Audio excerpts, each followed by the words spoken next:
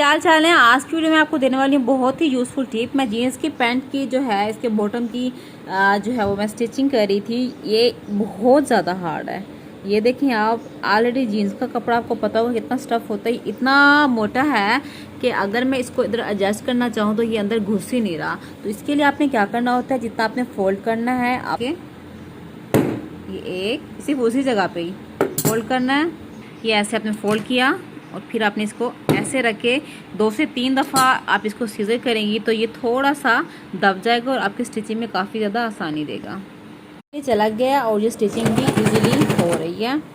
Okay जी, again ये बहुत ही ज़्यादा हार्ड वाली जगह थी, आ गई है फिर से। तो आपने क्या करना होता है, प्रेशर फुट बार को हमने थोड़ा सा ऊपर करना होता है और फिर हमने ऐसे थोड़ा सा इसको पुश करते हुए स्टिचिंग करना है। जहाँ पे ये थोड़ा सा लगे कि जैमिंग की तरफ जाने लगा है तो आपने हैंडल व्हील से इसको ऐसे करना है और हैंडल व्हील को चलाते हुए ही आपने प्रेशर फुट बार को प्रेस करना है। तो फिर आप कोई मसला नहीं होगा और आसानी से स्टिचिंग हो जाएगी।